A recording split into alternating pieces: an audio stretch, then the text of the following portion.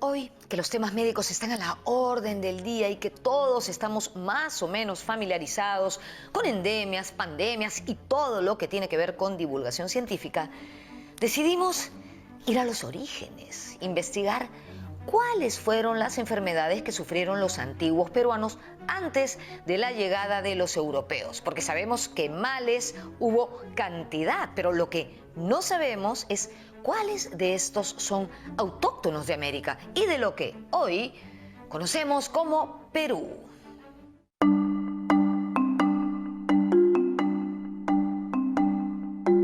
Una primera cuestión es cómo podemos acercarnos a las enfermedades que sufrieron los antiguos peruanos. ¿Cuáles son nuestras fuentes? Sin duda, una fuente principal es la arqueología y dentro de ella el estudio de la cerámica, de los huacos que todos conocemos.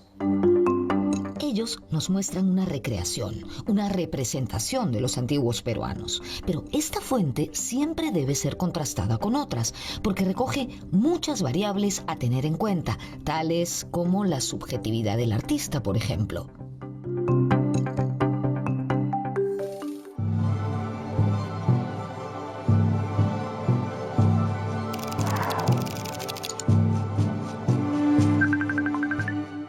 Es que cuando tú estudias épocas antiguas en que no hay textos, tus fuentes son básicamente representaciones artísticas que son difíciles de interpretar.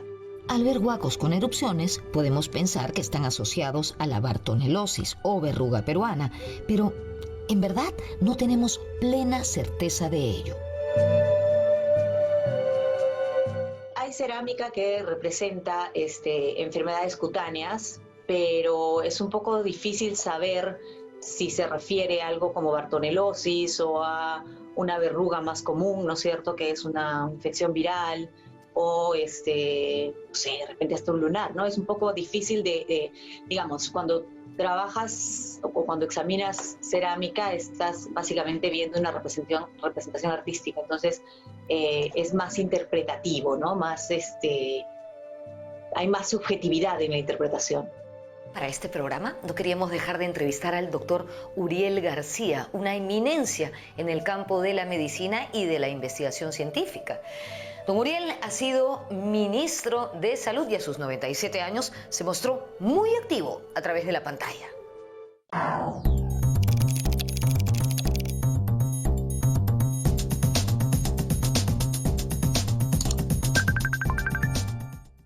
Los antiguos peruanos han sabido describir gráficamente de una manera tan exacta que cualquiera puede hacer el diagnóstico de la enfermedad UTA.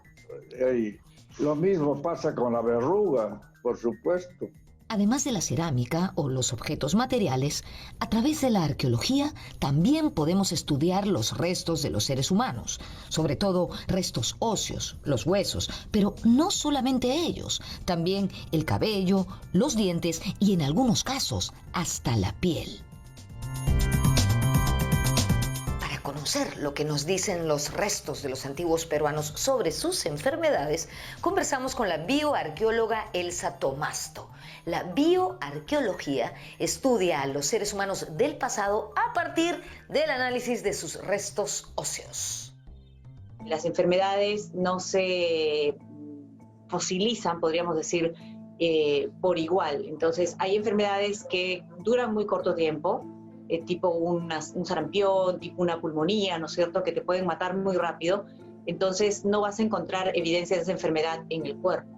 Pero con enfermedades de larga duración como la sífilis, como la tuberculosis, como la lepra, es más fácil encontrar evidencia cuando estás viendo solamente esqueletos. Entonces, hemos conversado con un médico e investigador científico, con una bioarqueóloga, y para completar los especialistas que nos hablen de las enfermedades en el Perú antiguo, contamos con la participación de un paleopatólogo. Él es Alfredo Altamirano.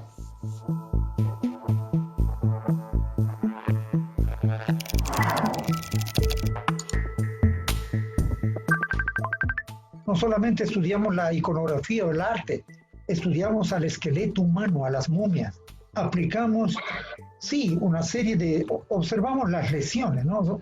Hay traumas, lesiones, porque han habido impactos, también guerras, luchas de porras, fracturas de cráneo, ¿no? Traumatismo. Pero a nosotros nos interesan las enfermedades, que en quechua se llama onjoy. O sea, la palabra onjoy significa enfermedad. Si colocamos la palabra en quechua, por ejemplo, atoj. Atoj significa zorro. Y juntamos la palabra onjoy, ¿qué nos sale? Atoj onjoy. Y atoj onjoy sale atocongo. Atocongo significa el zorro enfermo. Y es una localidad aquí al sur de Lima. La inclusión del ADN en los análisis de los restos óseos ayudó muchísimo al estudio de los seres humanos del pasado. El tema del ADN, ¿no? Que ahora da mucha más información de cepas y de, por ejemplo, un tema es que el hueso, que es lo que se conserva más, reacciona de formas muy limitadas. Entonces, tú puedes tener lesiones muy parecidas producidas por enfermedades distintas. Entonces, por ejemplo, puedes encontrar algo, no sé, lesiones en las vértebras, ¿no es cierto? Un tipo de lesiones que no estás muy seguro de si pueden ser tuberculosis o alguna infección por hongos, pero cuando ya tienes ADN y puedes obtener una parte del genoma del patógeno, entonces ahí ya puedes estar seguro que qué es lo que produjo la enfermedad, ¿no? Tuberculosis. Enfermedad causada por la bacteria Mycobacterium tuberculosis. Casi siempre afecta a los pulmones. Se transmite de persona a persona a través del aire. La tuberculosis es una enfermedad asociada a las poblaciones más pobres. Y esto en verdad no es gratuito. El 97% de casos mortales de tuberculosis tienen lugar en los países llamados del tercer mundo. La tuberculosis es una enfermedad que llamo yo de la pobreza.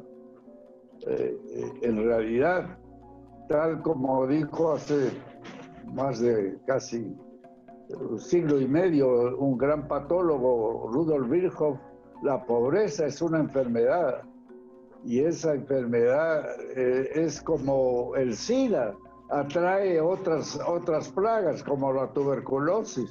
Si bien no se han llegado a esclarecer los orígenes de la tuberculosis, lo que sí sabemos es que existe en América desde tiempos remotos. Más o menos 2014, 15, por ahí, se ha descubierto que la cepa, podríamos decir, ¿no? O la variante, la variedad de este patógeno en los Andes prehispánicos es muy parecida a la que existe en los leones marinos, en las focas, en estos mamíferos marinos. Y entonces ahora lo que se cree es que esta enfermedad llegó a América desde tiempos muy tempranos, ¿no? Con estos mamíferos marinos. Parece que las cepas que vinieron o las variantes que vinieron con los europeos eran un poco distintas, y entonces de nuevo ahí hubo en el contacto como una especie de resurgimiento, ¿no? de la enfermedad. Existe un tipo de tuberculosis conocida como el mal de Pot, y su principal característica es que los enfermos que la tienen presentan una incipiente joroba. Nos dice el doctor Uriel García que en el Museo Nacional de Arqueología, Antropología e Historia existe una momia de un hombre de la cultura Paracas, 900 años antes de Cristo, que presenta una joroba similar. Nos dice también que los estudios de esta momia arrojaron que podía haber padecido de tuberculosis multisistémica. También Hay huacos de la costa norte del Perú que presentan personas con esta misma joroba.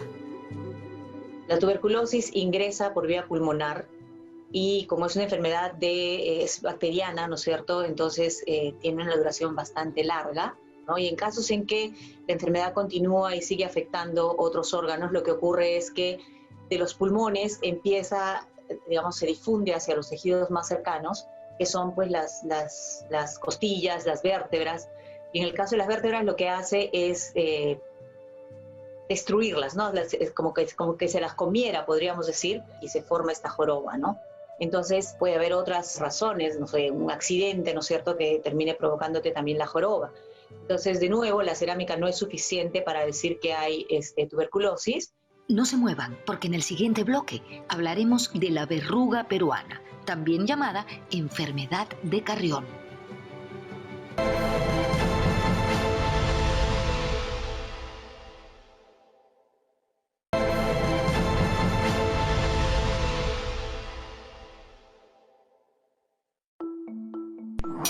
Bartonelosis andina, enfermedad de Carrión, fiebre de la oroya o verruga peruana. La enfermedad de Carrión o fiebre de la oroya es una enfermedad infecciosa reportada solo en el área andina. Ello debido a que el mosquito que la propaga vive en ese hábitat.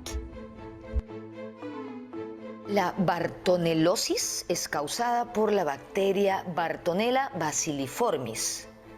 La llamaron así en homenaje a Alberto Barton, quien en 1905 descubrió este agente en los glóbulos rojos en las personas que llegaban a Lima con la llamada fiebre de la oroya. ¿Por qué la llamaron fiebre de la oroya? Porque la mayoría de los infectados eran trabajadores que estaban construyendo el ferrocarril Lima-La Oroya. La verruga o enfermedad de Carrión es producida por un germen cuyo, dicho sea de paso, cuyo reservorio no se conoce hasta ahora y que está transmitido extrañamente por la hembra del mosquito, que popularmente se llama titira, es del género Lutzomia, y que el macho se alimenta del látex de una planta que solo existe en las zonas verrucosas y que en esas plantas hay una bacteria. Esta enfermedad se inicia con una anemia muy fuerte. De hecho, esta primera etapa de la enfermedad es lo más difícil de superar. Luego aparece una especie de glóbulos rojizos que parecen verrugas. De allí el nombre que recibe también de verruga peruana. Finalmente, estas verrugas se caen y después de eso el enfermo se recupera casi automáticamente. Recordemos que Daniel Alcides Carrión, el mártir de la medicina peruana, se inoculó esta bacteria para estudiarla. Por eso a él no le aparecieron las verrugas. Él no llegó a esa fase de la enfermedad. Murió antes de eso. No existen gran cantidad de restos óseos con evidencia de la llamada fiebre de la oroya. En realidad sabemos muy poquito porque la evidencia de esta enfermedad es básicamente en tejido blando.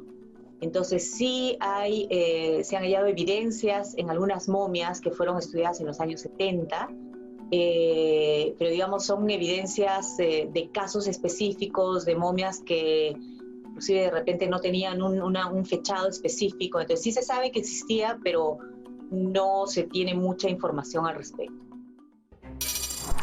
Sífilis.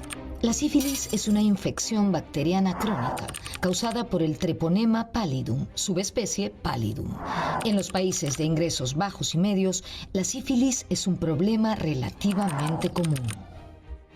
Desafortunadamente, la sífilis, el Treponema pallidum, mejor dicho, el género Treponema, es propio de América. Hay tres formas, dos de ellas son transmitidas por mosquitos, la pinta y la fabrosa. Y ha habido una mutación, el Treponema pallidum es transmitido sexualmente y es una enfermedad que fue llevada a Europa por uno de los pilotos de Colón. Eso está perfectamente registrado en la historia, y produjo en Europa una epidemia terrible, y princesas y reyes fallecieron con esa enfermedad. Dicen que, por ejemplo, Felipe II, en olor de santidad, murió con sífilis.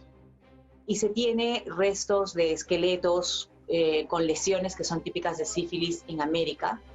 Entonces, un primer planteamiento fue que la sífilis había sido llevada de acá para allá.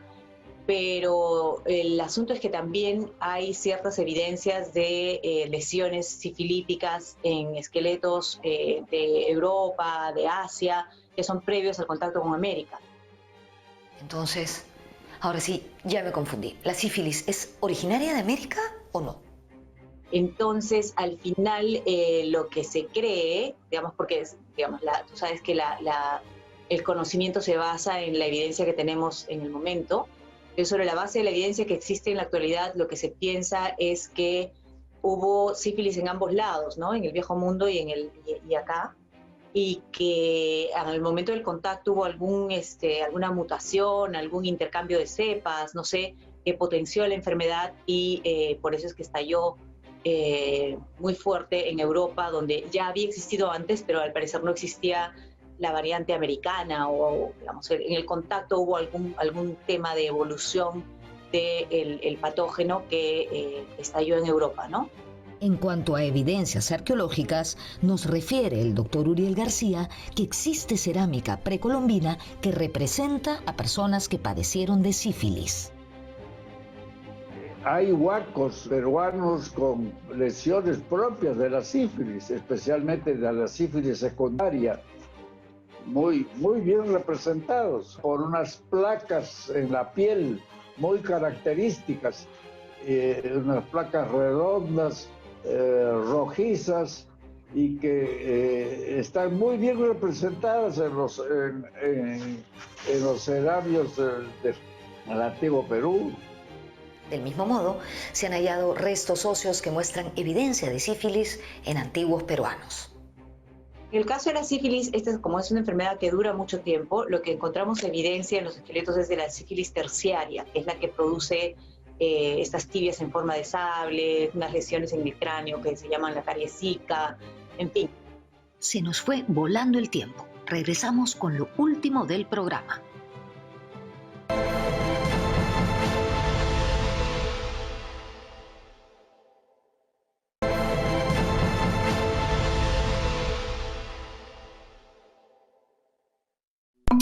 Artritis reumatoide.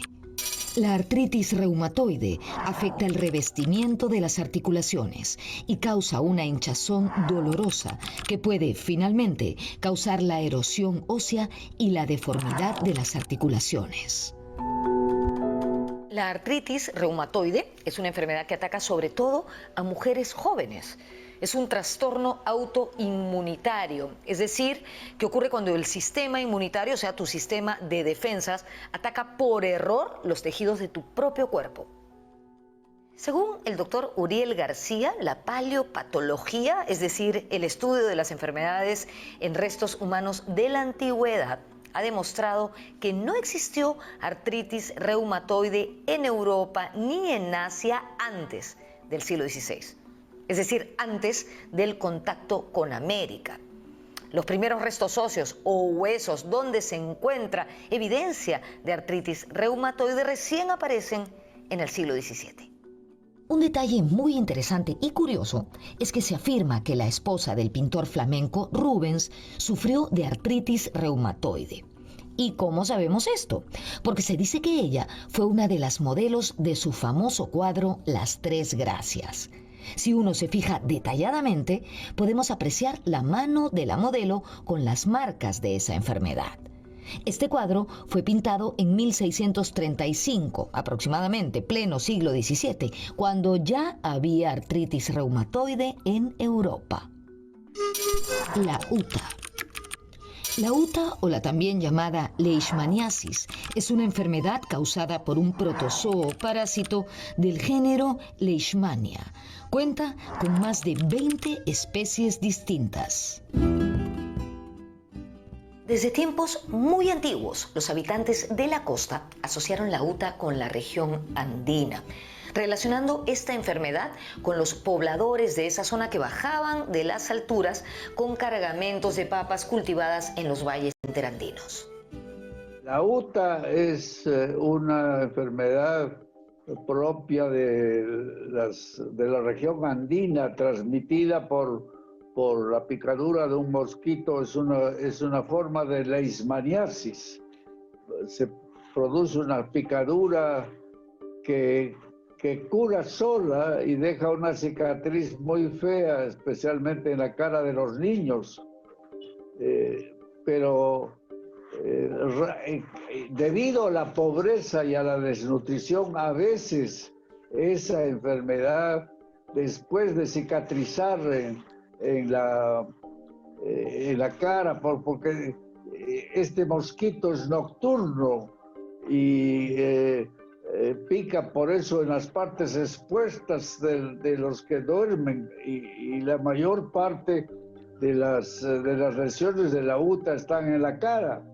Muy rara vez está en los brazos, y eso produce pues en las personas desnutridas, produce una metástasis, por decirlo así, en la orofaringe.